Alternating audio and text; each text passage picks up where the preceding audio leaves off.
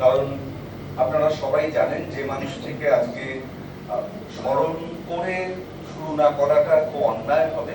আজ শিল্পাচার্য অবনীন্দ্রনাথ ঠাকুরের 155তম জন্মদিন।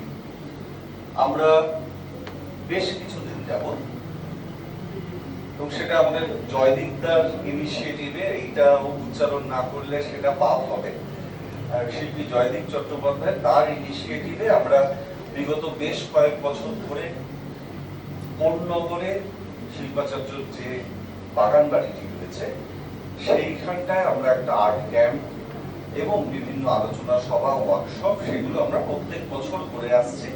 তার আগে ওনার যে ওখানে মূর্তি রয়েছে সেখানটায় মাল্যদান করে আমরা সম্পূর্ণ অনুষ্ঠানটা শুরু করি। আপনারা কেউ যদি ওই বাগান বাড়িতে গিয়ে থাকেন বা আগামী দিনে যাবেন, সেখানটায় যত পেন্টিং দেখবেন সেগুলো আমাদেরই সমস্ত শিল্পীদের করা।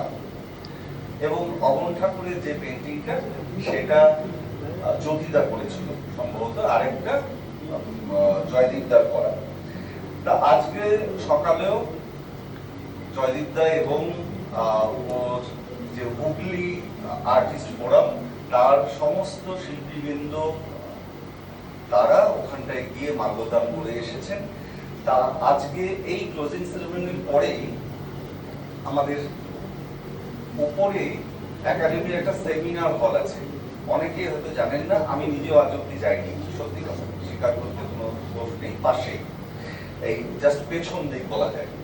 তা সেইখানটায় আমরা অবন ঠাকুরের জন্মদিনকে বেঙ্গল আর্ট ডে হিসাবে স্বীকৃতি প্রদান করবার জন্য এই দাবি নিয়ে একটি সেমিনার রেখেছি। যদি 15ই এপ্রিল সেটা ওয়ার্ল্ড আর্ট ডে স্বীকৃতি পেতে পারে, তাহলে অবশ্যই অবন ঠাকুরের জন্মদিন 7ই অগস্ট এই দিনটি বেঙ্গল আর্ট ডে হিসাবে স্বীকৃতি পাওয়া উচিত। তাই এর উপরে সেমিনার রয়েছে, সেখানে বক্তা হিসেবে রয়েছেন তারক স্যার, যেমন রয়েছেন আমাদের vice president professor Amita Dutta রয়েছেন, প্রফেসর মহুয়া মুখোপাধ্যায় রয়েছেন, জয়দীপ দা বলবেন, সুশান্ত ইন্দ্রদা বলবেন, এবং আমাদের সঙ্গে একজন স্পেশাল গেস্ট রয়েছে। সম্বিতা কোথায়? হ্যাঁ, সম্বিতা দত্ত, ও হল্যান্ড থেকে এসছে, ওর পেন্টিং ও ওই রুমে রয়েছে। সম্বিতাও আমাদের ওয়ান অফ দ্য স্পিকার আজকে। তা সমস্ত কিছু মিলিয়ে আমরা এইভাবে একটা দাবি তুলবার চেষ্টা করব, যাতে সরকারের কাছে পৌঁছয়। আমরা একটা সেই 2016, 17, 18 সাল থেকে আমরা এই দাবিটা জানিয়ে আসছি, এবং আমরা একটা বেশ সুন্দর একটা ফলক বা পেন্টিং যাই বলুন, একটা ডিজিটাল একটা ফ্রেম করে রেখেও দিয়েছিলাম, যে কখনো যদি সরকার আমাদেরকে ডাকে, যিনি থাকবেন সরকারে তার হাতে ওটা তুলে দেবো।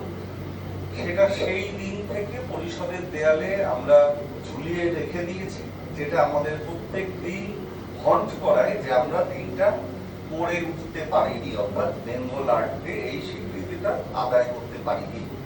আজকেও সেটা নিয়ে এসেছি সঙ্গে করে।